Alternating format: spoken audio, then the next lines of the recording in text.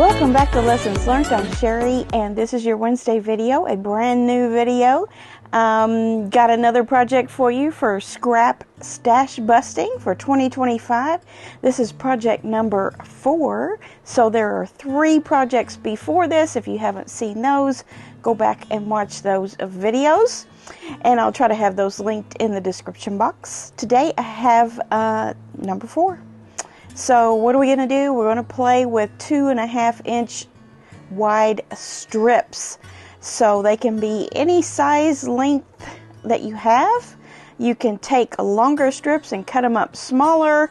Whatever it is you need to do to get a large variety of size and color and design to put together.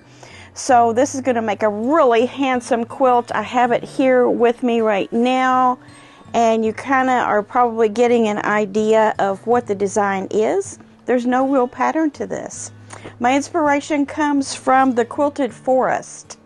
The Quilted Forest is a quilting store in Iowa, I believe, but they have a YouTube channel with lots and lots of tutorial type videos and whatnot. Also, she has unboxings of new fabric coming into the store. So it's a fun channel to watch, and my inspiration came from one of her videos, one in a series. She has a playlist called Projects Using 2.5-inch Strips. There are 17 videos in that playlist. One caught my eye one day. I was just messing around on YouTube and looking for a quilting video to watch, and I happened upon this. This was probably back in November or December, and I thought, I want to make that. So why not? Let's just make it together. So I'm going to kind of lead you along with my version of this. It's not really much of a diversion from her version. Mine is just a little bit different in size. There's probably 1 or 2 differences in hers and mine, and you can certainly customize yours up to be whatever size you want it to be and however you want to lay out your strip panels that we're going to make. So I have made the quilt already. Obviously, I have even long armed it, and I have to show you the back. It's just so cute. I had this fabric in my stash forever. It's just a bunch of girly dogs, we'll say. And at one point, I had this in a donation pile. I thought, I'm never going to do anything with that. But turns out it's perfect for the back of this quilt, this scrappy quilt. So watch the upcoming clips, and you'll learn how to put this together, how to manage your strips in such a way that you can have success in making those strip panels. And from there, we will end up with a quilt. So what you will need is a wide variety of strips, like I mentioned. And also, these are 6.5-inch wide pieces from yardage. And that is from a 2-yard cut of fabric. I happen to use grunge. And you'll see me going through that process on the upcoming clips of why I decided to use this, or just what I had to choose from, and why I decided to pick this. So let's watch this, take notes, and you'll be ready to just jump in and make yours right away. Alright, so here is my 2.5-inch strip bin, and it is one of the thick ones. And these are the Stay Tidy or Simply Tidy bins from Michaels if you're looking for them. They're economical, and you can buy them in quantities online, or you can go in the store and see what they have. They usually have a handful there. If you do get 10 at a time or 8 at a time, or however they come, they are a little bit less expensive. Anyway, it's full. This is 2 layers. And not too awful long ago, I did try to straighten them up, and they're not too bad. I have this little hole here left that I can stuff some more, but I think I want to go ahead and get ahead of this problem by using them for this project. So what I'm going to do first is go through and separate out everything that's a full width of fabric. I kind of want to keep those separate for now. Not to say that I wouldn't have to use some of them for this project, but I want to separate them out first, and then the ones that are partial is what I want to use for this project first, and then I'll go into these longer ones as I need them, because I will have to cut these. I mean, I'll be cutting them eventually for something, but what I do know is if you do an organized 16 patch, one of these will make 2 blocks, and so I'd like to keep those intact for now. So let me go through and sort these out.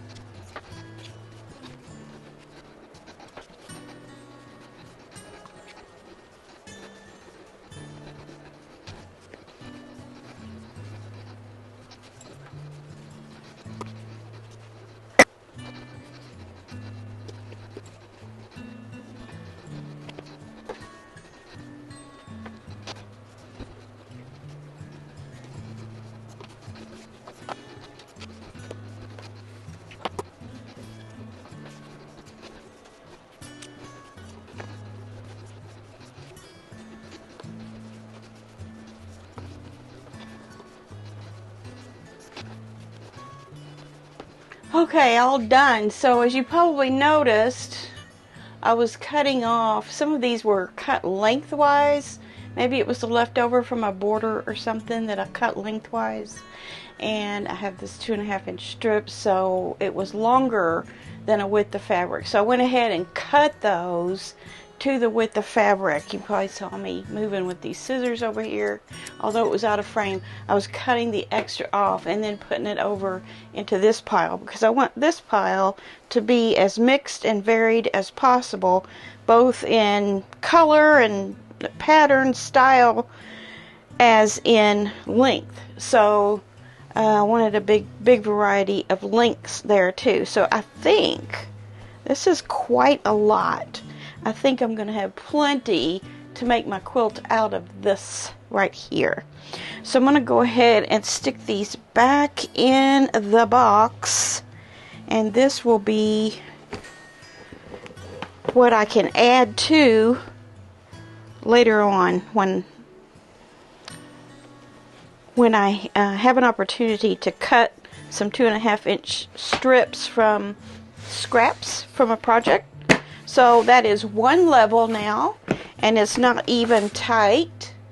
So I'm in good shape to collect some more 2.5 inch width of fabric if necessary. Now these are just going to go in any random order, and they will be seamed together just like you would a 1/4 inch seam. So we're not going to do the diagonal thing. You're welcome to do the diagonal thing if you want to have that look on the front of your quilt like this, or if you want it a little less pizzazz, you can do it like I said in the beginning. Just put right sides together, sew them together, and go on to the next one, sewing a straight seam so it'll open up like this. And I think that's what I'm going to do, because I just don't want to mess with having to trim all of this stuff off over here and figure out what to do with it. I'm just going to leave it in my quilt by doing a straight seam across. So that's what I'm going to do right now. I'm just going to take this over here to my machine in a big basket and just start pulling and adding those end to end until I get tired of sewing. And then once I get tired of sewing, I'll probably roll it up and then start again. And then once I know what I have, then I'll know what to put with it to put this quilt together. So let me go sew these up. Alright, so my pairs are all sewn together and this box is overflowing.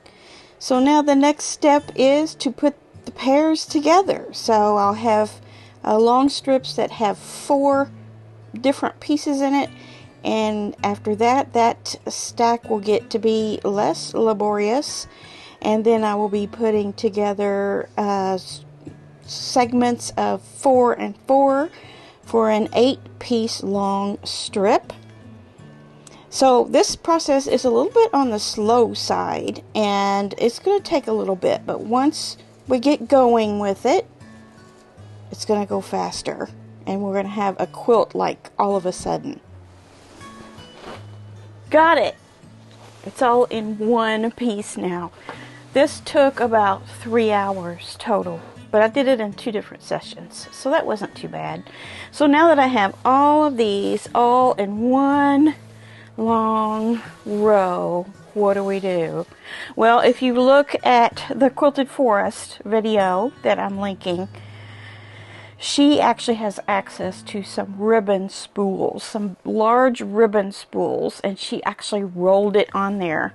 So in several sections she rolled it onto different spools and then used it off of there. I don't have that. I thought about calling Joann's and asking if they had any, which I doubt they do.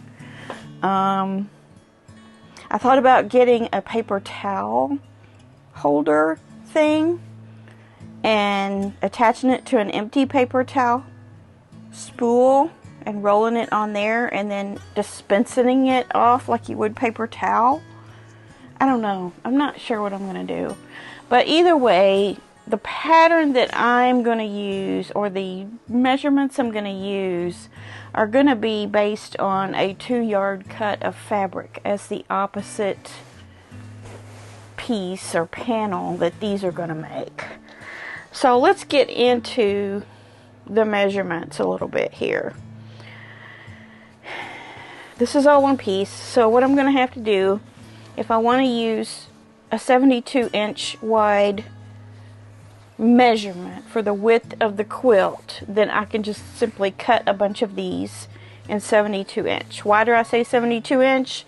Because I have solids that I have to introduce to this project, and I kind of wanted to do a grunge because as I was looking at Quilted Forest and her quilt, I thought maybe just regular fabric by the yard, cotton quilting fabric, would not be heavy enough to hold up the panels of strips that we're going to have, because those have all those seam allowances in there, and it's going to be heavier than just a strip of cotton in between. So I thought maybe grunge would be good, because it kind of has a little bit of a heaviness to it that regular cotton doesn't have.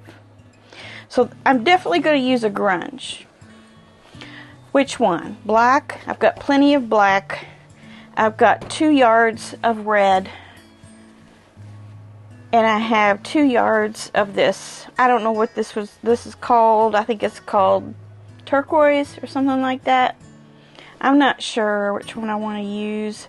This is just a scrap quilt, and I say that lightly, because some of the scrap quilts can be way lovelier than some more highly designed ones that I've seen. So I think I'm going to use this black. I think the greens will pop off of it, and the other types of colors that I have here, I think the black is going to be it. So the next step is to cut several strips of this into 72-inch and sew them lengthwise. So I'm going to take a look at Quilted Forest pattern again right quick before I get started to make sure that I'm doing it correctly. Okay, be sure and make a note to self. Before you throw all of this on a table, make sure you know where the end is, because I just went through pulling and pulling and pulling until finally this end came out. So I took my black, and she said something smart. She made it as long as her cutting table was, which was 60 or 60 something. my table's 70, so my strips are going to be 70. So out of my grunge, I cut 70 inches, and I'm going to cut lengthwise to get my pieces that go across between these panels that we're going to make with this. That resulted in 20 inches for the binding. Perfect, huh? So these are 6.5 inches, so you can go ahead and cut that down into 6.5 inch lengthwise strips, and these are going to be 70. So I'm just going to start cutting. Now what she did is she went ahead, because she had those spools, she went ahead and ironed all of her seam allowances, and she made them go all the same way, and I'm going to do that too, because there's just simply too many to open them. So you know, she got it all prepared and ironed out and on those spools so that she could use them for different projects, not just this one. So I'm not going to do that. So I'm going to probably wind up using a lot of mine. I don't know. I feel like she had more than I did. You have to go watch the video and see. So now I'm going to cut these into 70 inches.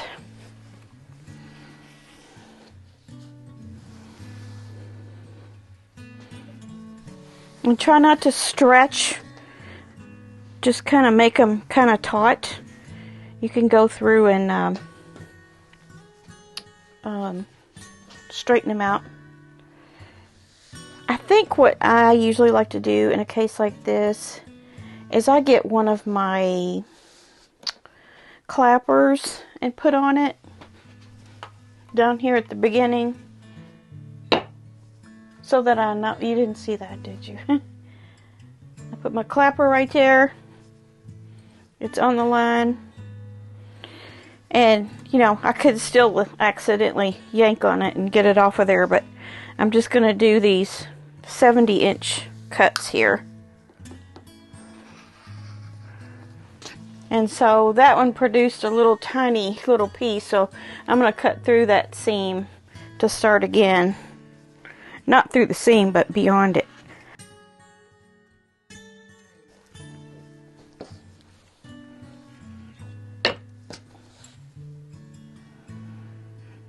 So here I go with my second one.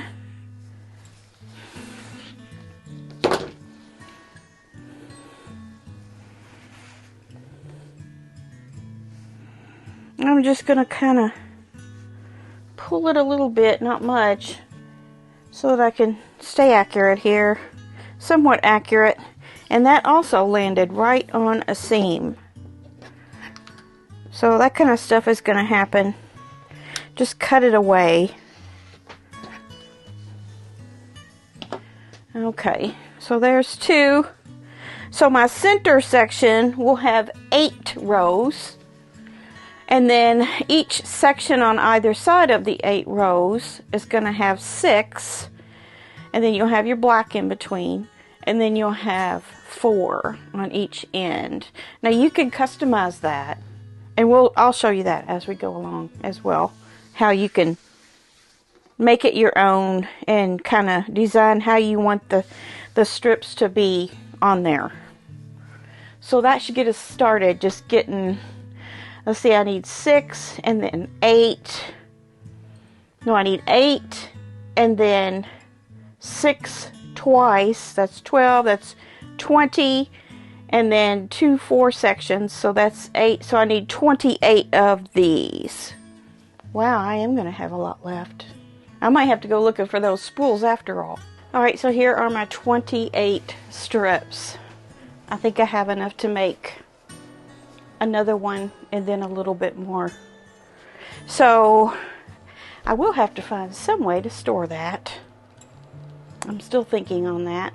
So now I'm going to go ahead and cut my 6.5 inch wide lengths of fabric on this and see how many I have. It's possible that I could add some more strips into this if I have more than the amount that she said to do. Let me go ahead and cut this up and see what happens. I have 4 grunge strips. I have one 10 strip middle panel. I added 2 more. She had 8 on her pattern. I made 10 for my middle piece. 2 6 and 2 4s. So this one will be in the middle. I'll have a 6.5 inch grunge strip on the top of this and on the bottom of this. Next will go my 2 6-row panels, and then another strip of grunge on each end, and then these will be my final top and bottom to my quilt. So I'm going to go ahead and put these all together and see what kind of measurement I get. I have enough grunge left to do 2 more 6.5 inch panels if I want to make it longer. I don't think I will have to make it longer. And by the way, I wanted to mention that the reason I had a piece left over from this for the binding was because this was a 2.5 yard piece, not a 2 yard piece. So if you make it according to her exact measurements that she did, which was 60 something wide by, I don't remember, I'll put it on the screen here. If that's the size you want, then you will still have enough left over from your 2 yards to get your binding out of it, because this is 2 yards long. It's the length, so you can cut long pieces, long 2.5 inch pieces for your binding to match, or you can use something else for binding if you run out of fabric, because this is a scrappy quilt and you can do that. So let me put this together and then we'll have a completed quilt top after that. Ta-da! The miracle of videography. It's done. It's finished. There's some hanging down here. You see my big wide pieces here. I think I mentioned on the last clip that I accidentally made 10 here instead of 8. That's okay. Just made my quilt 4 inches longer, because 2 strips sewn together are 4 inches, I think. And so this is 66 by 84. So it's kind of long and narrow. I had to do quite a bit of trimming because I broke one of the cardinal rules about pinning things together, cutting them exact, pinning them, making them fit, all of that good stuff. I decided to just, in the interest of time, to just sew strips one after the other until I got it finished. So there it is. Let's run this in, put it on the long arm. I'm thinking about using some variegated thread since I have this black here, and then that won't really show up much here, but it'll kind of give some pizzazz to the black strips across, and we'll have ourselves a quilt finished at the end of this video. And then I'll show it to you again on Friday because it will be finished with binding. Alright, let's keep moving. Okay, here we are, long arming in full swing. I chose a daisy pattern because of the backing. You'll see this on Friday and it'll make more sense. I'm using some variegated thread. You can see there. I can't wait to see what that looks like in the black band. Alrighty, stay tuned for more. Okay, there you have it on the long arm. Now I've got it all finished. It's ready to be bound. Come back on Friday, finish it Friday. I'll have a brand new video for you there of what I've finished and what you have finished for this week. And this will be included. Hopefully I'll have it bound by then, and I'll have it all stretched out so you can see it. It's really, really cute. When I was making it, I thought, my scraps just aren't that good. But once I got the whole thing done, I'm in love. I'm in love with it. And it didn't take as long. It didn't even take as long as the project number 3 we did last week. So This is an easy one. All right, we'll see you soon. Bye.